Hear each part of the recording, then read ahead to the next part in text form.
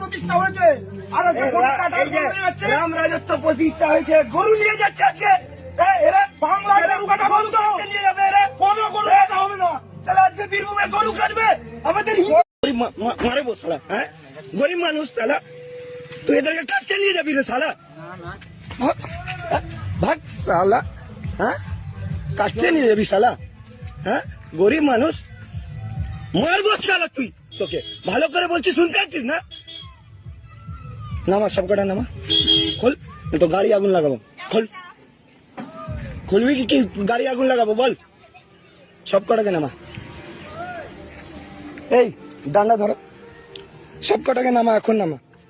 এই ডান্ডা, এরা বুঝবে না, এদেরকে দিতে।